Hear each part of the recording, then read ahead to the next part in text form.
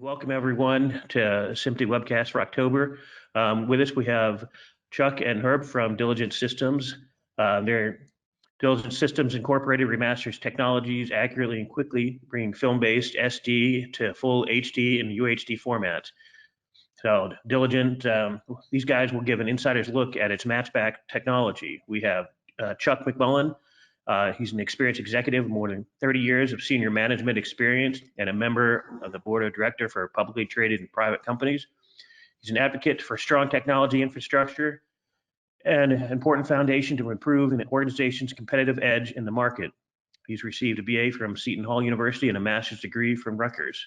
Also presenting is Herb. He's a data architect and systems engineer with over 25 years experience building enterprise systems. His experience includes architecture, enhancement of mission control systems for the following firms: for Soros Fund Management, SAC Capital, Blue Mountain Capital, Citadel Capital Management, UBS, Dun and Bradstreet, JP Morgan, Thomas Reuters, and many others. He's also worked with his family's negative cutter business, learning the film trade with locations in New York City and LA while he was a student. So guys, take it away. Good. Hi, I'm Chuck McMullin, and thank you for the nice introduction, Mark. So good afternoon to those on the East Coast, good morning to those on the West Coast, and good evening to our friends in the UK and Europe, and happy Friday to all. First, we at Diligent would like to thank the SMPTE officers and others that have vetted us prior to this presentation. They include SMPTE Philadelphia Chairman Mark Mullen from Miller University, SMPTE Philadelphia managers Tom Aquilone from the Leroux Company, and Professor Sean McDonald from Newman University, who I understand sooner or later will be joining us. Also a special thanks to Greg Hecker from Comcast, who has been instrumental in essentially shepherding this through between us and SMPTE. So thank you all. Second, I'd like to thank my colleagues at Diligent, Delmo, who I see has joined us, Dominic, Maureen, Naomi, Matt, and Kathy Fitz. It does take a team, but the Diligent team also has a technical rocket man, as I like to say, to make our technologies a reality. So without further comment, I'd like to hand over the presentation to my friend and Diligent CTO, Herb Michel. Herb? Hi, everyone. My name is Herb Michel. You gotta speak up a little louder somehow. Can you guys hear me? No, a little louder. All right, let's see. How about now? No. No? Sorry, guys. Can't hear me at all? Very slightly.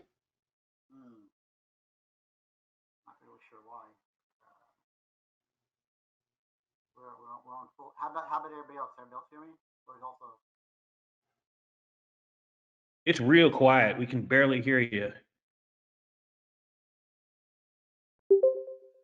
Try switching microphones if you can. Use your computer microphone here. Better? No. Like, let's try this microphone. No, unfortunately, it's the only one I have. There you go. A little better. better. All right, I'll just talk loudly. How's that? No. Speak as loud as you can. Yeah. Hold on a second. I'm gonna try to. I'm gonna do this mic. I'm on. Okay, and Not so good. can you hear me, guys? A little better. There we go. Is that better, guys? Yep. Yeah. Oh, okay. Well, I'm glad. I'm glad you could hear me. Okay, so my name is Herb Michel, and you know, it's funny. My background is really in data architecture from you know, on the hedge fund side, on the you know, financial businesses side. But I grew up. My dad and brothers are all negative matchers, and so I actually grew up cutting, you know, A and B rolls. And for those of you that aren't familiar with that, you know, before the advent of editing on video, you would literally take rolls of film and you would scrape off emulsion, you'd cut it, and you'd glue them together, and that's how you edited TV shows.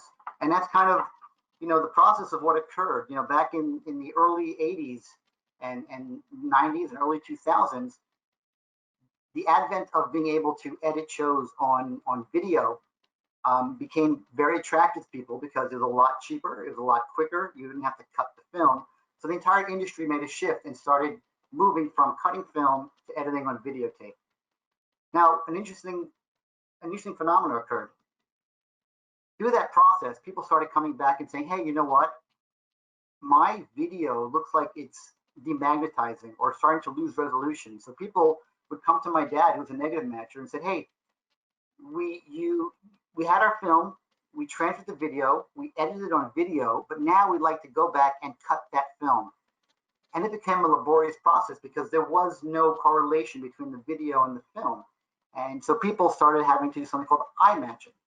And my dad came to me and said, hey, listen, Mr. Hotshot Programmer, if you could build a system that could tell me exactly where to cut the film based on the video, that would be really helpful. So that became the initial challenge of Diligent Systems, was how do we cut film or go back to film based on videotape that had no correlation. So that was the beginning of our system, and this was before the world ever heard of the term high definition. So we started building a high definition remastering system before there was such thing as high definition, which really gave us, the reason why we're so far ahead of the curve at the moment. So let's talk about exactly what we do and kind of how we get there. I'm going to share my screen because I think it's going to be a lot easier if I show people. Let me see if I can share my screen here.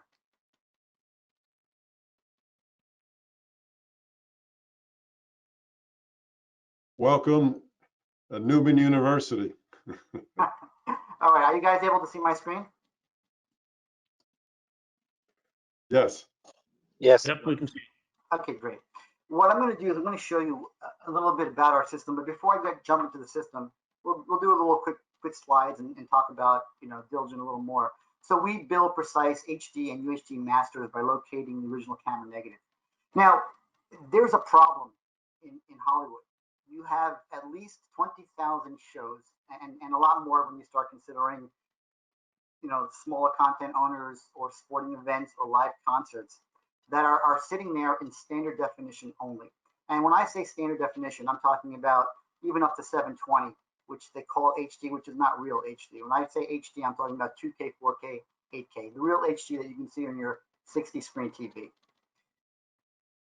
So we went over this. A little bit of history of our system. The first show we did, the first main series we did was for HBO, Mind of the Married Men and Sex in the City, and then we did Buffy the Vampire Slayer, and we did parts of Friends and little one-offs here and there for companies that wanted to have internal copies of HD stuff or for sales tools. Throughout the entire process, every time we did a show, we would change the code and update it and modernize it and get faster, better, and stronger. And one of the things that we realized several years back when we were doing the first two seasons of Buffy the Vampire Slayer is that there's going to come a point in time where all of these 20,000 shows are going to have to get monetized. They're going to have to come back to life, and they're going to need a system to do that. So we went out and decided to build a big data architecture, artificial intelligence system that isn't geared to do a show or a series. It's geared to do entire libraries. And that's a giant undertaking. And that was something that we spent many years building. And we're at that point now where we're there. And I'm going to show you more about the system and how it works in a moment. But, if you think back about it, you look at a show like Seinfeld, that Castle Rock, it took them a little over 2.5 years. I think they had 20 people working on it. We know some of the people involved with that process. And the way that they did it is they would take the videotapes, they would take transfers of the film, put them onto video, look at the videotape, look at the air master, and they would eye match the entire series. And that's why it takes 2 years to do this by eye. Just in comparison, our system can do multiple shows per day. So you're talking about something that would take you, without the artificial intelligence, without the big data technology, something that takes 2+ years, we can get down to a handful of weeks. And this will now allow us to do entire libraries. Right? And let's talk about how the system works. I'm actually going to come over here. The way our system works is every frame, like a fingerprint, has in it key points that make that frame distinct. So when we look through, we're not looking through, but when the system looks through millions of frames, it has the ability to say, okay, this is what matches between these two frames. And I'll tell you, on the left side that we're looking at is the original Air Master, and on the right side is a low def copy of the high def material. In this particular show, we were doing low def just to get an EDL. On other shows, we do high def to finish it. There are different ways that our system can handle it, but this is something that we did recently, so I was going to use this as an example. When we first started, our entire goal was just to find the shots. Like my dad had asked me, tell me where I need to cut the film to make the show the same. But as we progressed and kept going on, we kept adding to the system, and we said, hey, you know what? In order for a show to be complete, there's a lot of things that have to happen. It's not just finding the right shots.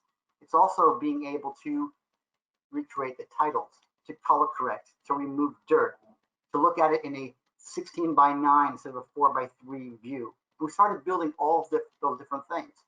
And then we came across things that had special effects on them, right? How do we lift a little bit of a special effect? Or more than that, how do we search for something that doesn't exist? And what I mean by that is you can have a frame of film, but when it went through the editing process, they added something to it. They added a background, a backplate, they added an effect to it. So as time went on, we started adding all of these things to our system. We started saying, okay, you know what? Why don't we do this? If we want to find where the underlying shot is, we could tell the system, you know what? Just take this foreground or this background. Or we could say, you know what? Just actually crop that little part of the image, and now go search through millions of frames and find me exactly where just that piece in that location is going to match. So as time went on over the past 15 years, we continued to add more and more intelligence into our system. And by adding this intelligence, we speeded up the process immensely to the point we can do multiples per day.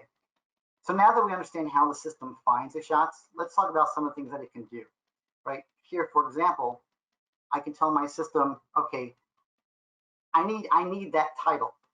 I don't want to go ahead and recreate it. I want to lift it. I want that exact title. So I can tell the system, go ahead, analyze these frames, find what the differences are. And when you're done with that, go ahead and put it into a green screen. And also, after you put it into a green screen, show me what it's going to look like on the frame itself. And it takes a couple seconds, and there it is. It figures it out. And if I want to see what that looks like in the background for later reuse, that'll come up, and I could take these green screens and I could put them into tools and I could sharpen them. And there I've recreated my titles without having to pay a title person to do that.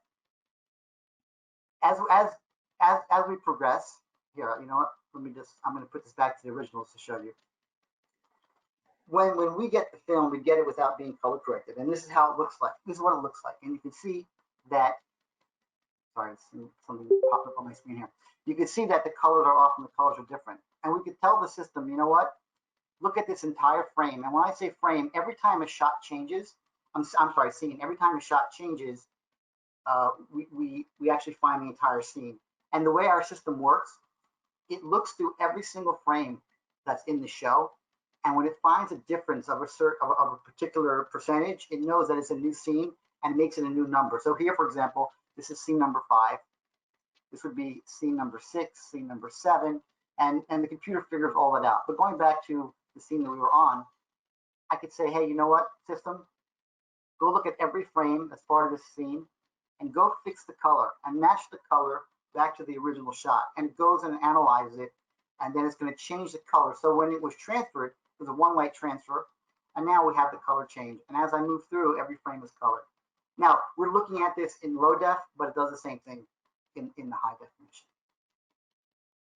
There's a lot more that the system does. For example, one of the problems that we saw in the industry in some of the shows that we worked on that were further downstream from us was the editors cropped the wrong part of the frame. They didn't really have a good tool, so they just said, you know, crop the middle and we're going to keep it. You know, sometimes you miss the top of somebody's head or the bottom of their feet. But with our system, we have the ability to show you what it's going to look like when you go from a 4:3 to a 16:9 cropping. And if you want to see what that looks like in the actual aspect ratio, you can come in and look at it and tell you what part of the frame you're going to keep, what you're not going to keep. And this may seem trivial, but when you're editing a show, it's actually very important. Another important thing that I want to point out, and I'm going to do this quickly because I know it's just lunchtime, is backplates and screens like that. This, for example, if we're looking to find a shot and we want to recreate the show, we know that that backplate doesn't really exist. This is a green screen shot. And our system actually has the ability to go in, and I'm going to show this in our FX Studio here, where we can go in and we can say, hey, you know what? Analyze both of these shots, and that's our analyzation process that we run. And when you're done analyzing, remove a green screen. I want you to go ahead and create the backplate, just the backplate, and move it over. And this also gets saved up as a green screen. Now, what this does, it stops you from having to up-res a shot where you can't find a backplate. That backplate doesn't exist. If it does exist, the system will find it. A lot of times it doesn't exist because it was created on video and you're not going to have it. But using our AI, we're able to go ahead and create those backplates before we do the color correct so that the shot actually matches. And then we put this into Resolve or another one of the editing studios and clean out the edges and do the things that those things typically do better than our system would do. And let's go back to the show here. You know what, actually, I want to show a little bit more of the matching engine. Let me just bring up something here. When we match, our matches are invariant. So for example, if you look at this image, the sizes are different. The system's not going to care. It doesn't care about the sizes. It doesn't care about the aspect ratios. It doesn't even care if it's flipped. As a matter of fact, our system can do an entire show whether it's flipped or upside down because it's based on invariant match algorithms. So if you zoomed all the way in on somebody's face, and that's not how it was in the original negative, well, we're able to find that. And then we make a note of it in our notes and our exceptions, so when it's time to recreate the show, the whole thing is there.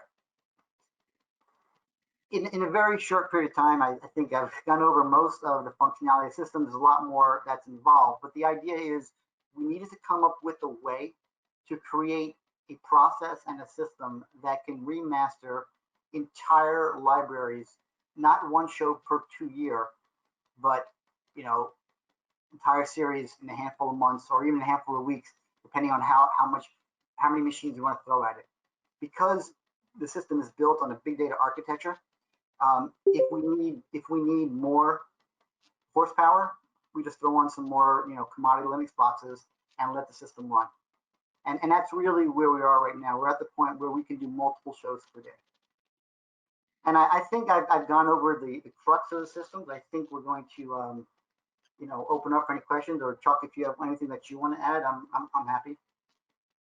Or maybe you just want to show the one slide that shows the challenges that we encounter when we have been matching or putting together TV shows over the, there you go. Sure. And these are all the things that we've come across. We've been doing this now for quite a while. We've done several hundred shows with the system. We are actively engaged with several labs and studios right now. There is a need to get the content out. If you look at some of these shows like the Seinfelds and the Friends and these top-rated shows, they've licensed in between $400 and $500 million. So there are literally billions of dollars worth of TV shows and assets sitting in the vaults right now that are cost prohibitive and time prohibitive for the studios to actually get them to high def. And those that they are taking to high def, it takes a long time if they're not using our system. We now have adopters and people that we're talking to, so it's, the hard work is paying off, but there's still a lot more things out there. And just to say how our system works, we take the original negative and the aired master, and we don't need anything else. We don't need any time code, any key code. There's nothing that we need to complete the show. And when we're done, we can either give back, if we're working with another lab, we can give them back an EDL, and they can put that into their Avid or Resolve or the QuickTime or Premiere, doesn't really matter. If we're finishing it, we can finish the show. We don't care whatever codec, doesn't really matter to us. We're very, very flexible. And these are just, just information we have over here. These are just some samples that we have, but I think we'll open up to questions if any questions. Yeah, Herb, a quick question. Like, I understand this is for a lot of episodic television. Do you find any kind of like feature film work, or is it more limited to TV series shot on film?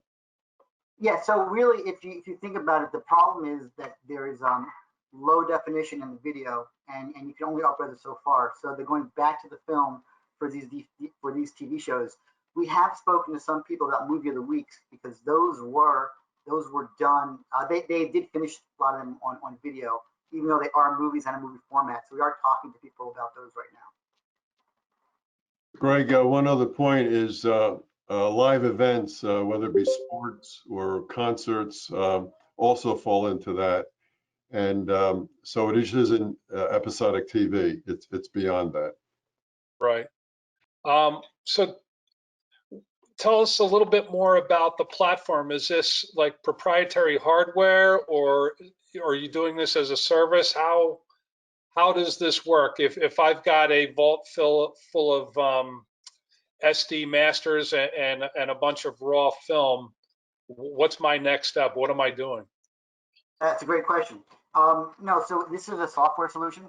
We don't do the scanning. We have partners that do the scanning, but all we would need is the aired master and the scanned video. Now, there are some people that we're talking to about going into long-term partnerships with, and for those people, the end goal is that there would be a system or a front end part of the system that would be in their location, but all the processing would happen on the cloud. When we process the data, images never get moved. We take key points and descriptors, parts of the images, and those we crunch together. So we have that ability.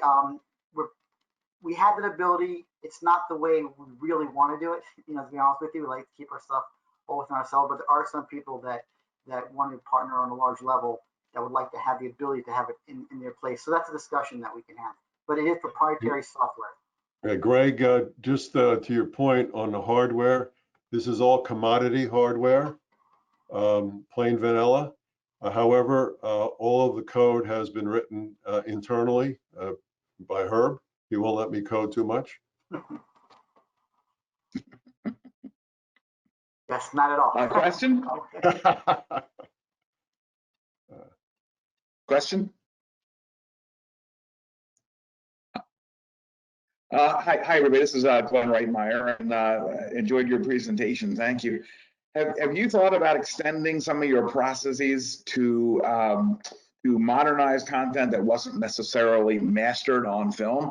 There's a lot that was shot directly to video, and there's a lot that was shot directly to some pretty old videotape formats. Is that an opportunity, and have you thought about it?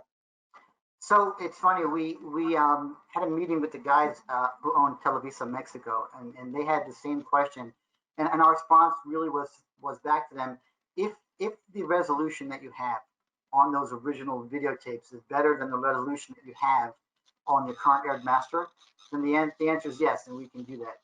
But if it's not any better, it's just going to be the same up-res quality. You know, it can't go 2K, 4K, but it may get close to 1080.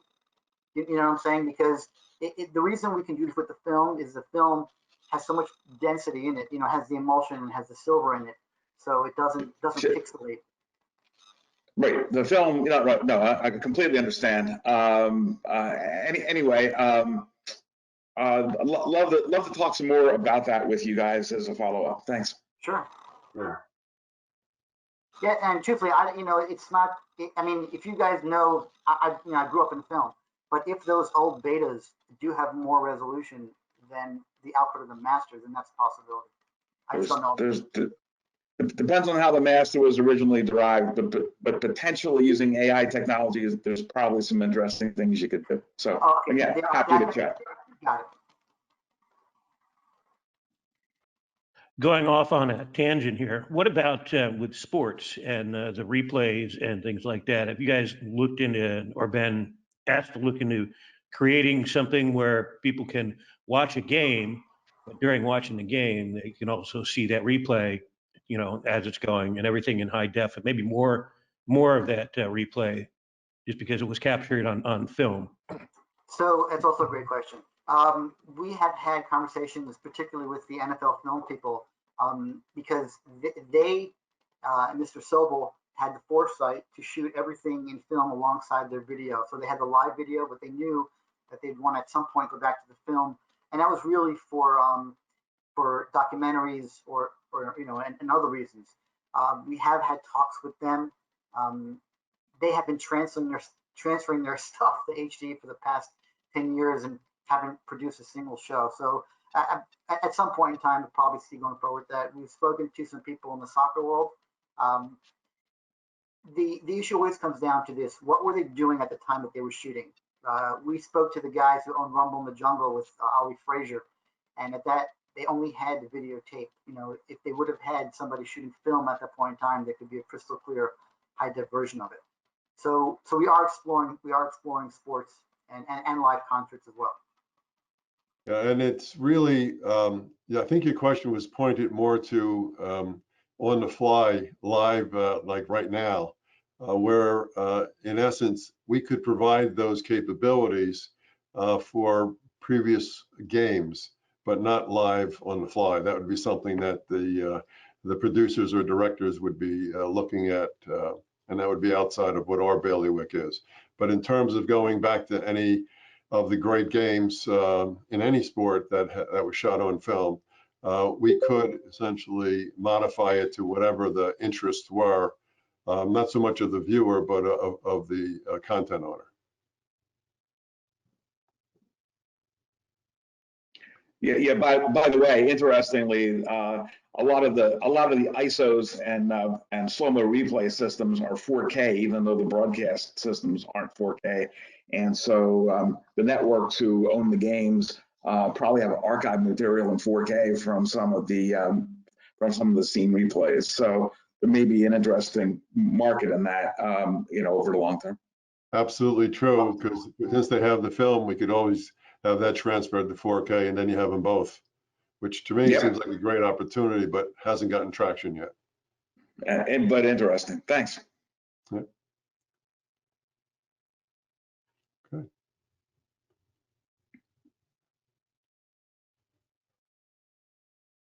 Any other questions?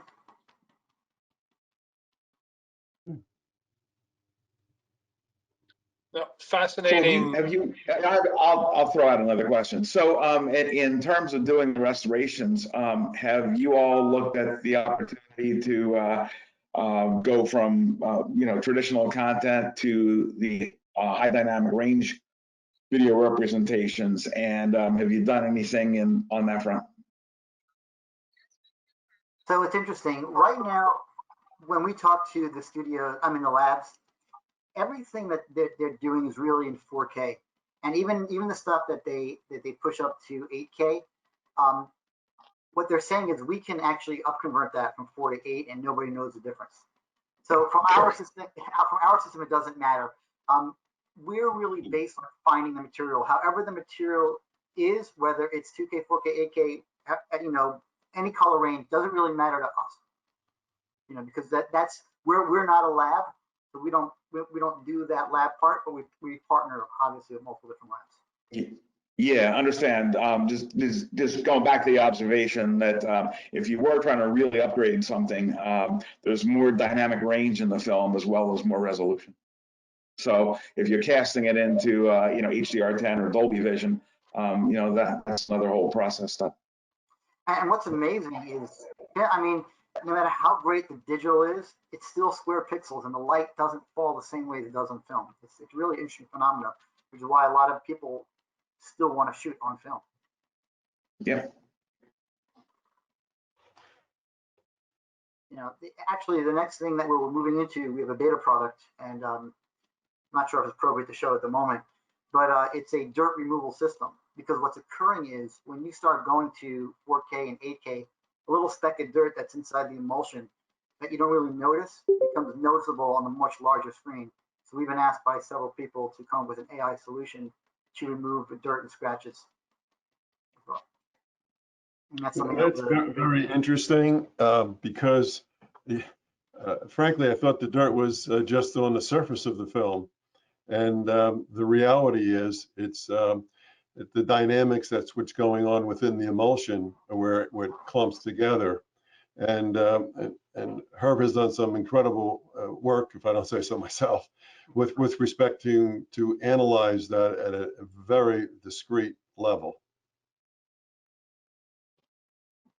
We could do a separate presentation on that one day. But it's amazing how much dirt is on the emulsion, and in standard def and frankly even what I call cable HD to 720, it's not really noticeable. But as we've been getting 4K files, it's become much more noticeable. And even going back to someone's observation relative to feature films, that's really where you see it big time. Mm-hmm. We've actually spoken to labs, different labs independently, that are spending anywhere between 40 to 100 hours per show removing dirt. Crazy. In the 4K theater.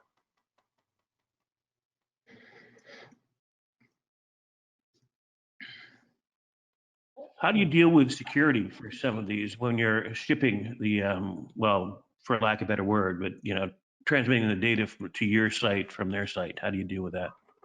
So we use Aspera or the other media shuttle that the labs use.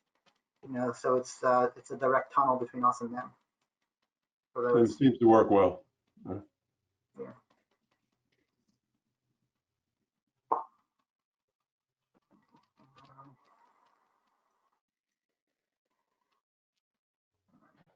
Very interesting presentation, guys. So what's next? How do you see this evolving, if at all? I mean, is it just little feature sets as they come to you from different clients? Well, if you're going to ask me or if you're going to ask Chuck, you may get two different answers. You absolutely will. And that's a great question, because there are, we live in an interesting world right now with regards to the studios, and what, in my opinion, and this is my opinion, this is not the Diligent stance, is I think the studios would do well to sell or license their content to other people who can take it to high definition. There seems to be a great reluctance to want to do that. There are people who own large funds that would like to purchase or license this material and get it worldwide. And there's a reluctance in the studios to let people license their stuff that aren't the streamers themselves. Because I think that's the next frontier. If you have thousands of shows and you can't get to it, maybe let somebody else get to it. That's my opinion. Right. My observation is quite different, which is I don't believe the studios will ever sell or license their shows, because at the end of the day, they are competing. And obviously today we have way too many streaming services, and most of them are not going to make it. I just reading something the other day, they're talking about there's going to be a shakeout down to 4, and then maybe a couple of niches. But the real bottom line is that it's sort of an interesting dilemma, because as the TVs have gotten, when we started this, they were probably less than 40 inches. And I was just in Costco the other day, and I think for $1,600 I can get a 75-inch one. But the reality is that the up-res SD to 720 isn't really working anymore. And as these TVs continue to get more economical for the average consumer, what is happening is people aren't looking at stuff because it doesn't look very good. And so there is an interesting dilemma between Herb and I, which is, in my mind, the studio sooner or later is going to say, hey, we're going to compete. And one of the things we compete on is not only the quality of the content, but the quality of the image.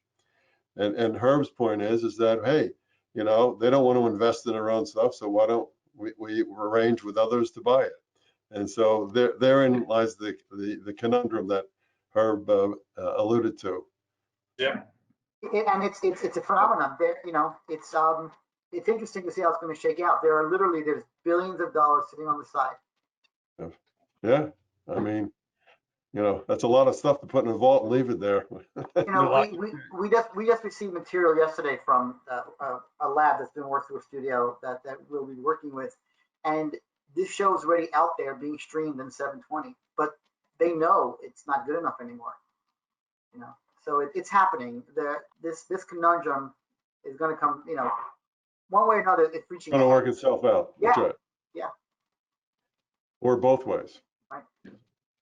Is there anybody else in this space, or are you just competing against, you know, the studio's own resources to do this type of work? Is there anybody else doing what you're doing?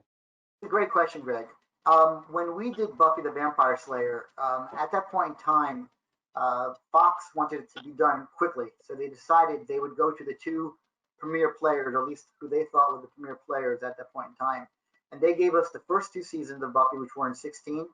And the last four, they gave to somebody else. And we, at that time, this before our rebuild system, we were doing a show or two a week or something like that. We finished ours in a handful of weeks. The other guys, it was over a year, and we heard they were starting to go to litigation about that. It didn't get done. That's before we even built our next generation system. We don't believe there's anybody that's put in the continuous time and effort as we have. You know, I mean, we literally spent the last year or 15 months doing nothing but this 20-something hours a day to get this next level. And we don't believe anybody, we don't think there's anybody close. We don't know of anybody that's close. And we're working with all the major people now. Great presentation, guys. Very, very interesting and something very unique. It's something I don't think any of us have seen before on the SMPTE meetings. When you look at the challenges that are required to remaster from the original film, they're daunting in and of itself. However, the time to market was the thing that we really focused in on, because at least from a CFO point of view, and I'm not a CFO, but I've dealt with enough of them, they really don't like you to essentially put out your money for so long before you're going to get $1 on the way back. And so that's why we did that. And as part of that, that's why we had to internalize processes. You know, the color correct was there because, frankly, with Buffy the Vampire, the color correct was horrible. I mean, absolutely horrible. They took a nighttime show and turned it into a daytime show. And we said, we just can't really do that. We have to essentially not only do that to have a quality product, but also do that because the amount of time savings, because you saw that one shot that he did, and what did it take? 10 seconds, something to do. And of course, you can always do it better outside of our system if you want to spend the time and money. But in essence, in that particular case, for some reason, they didn't want to spend apparently the time and money. And that's really what led us to not only improving the quality, but also improving the speed. All right. Really interesting.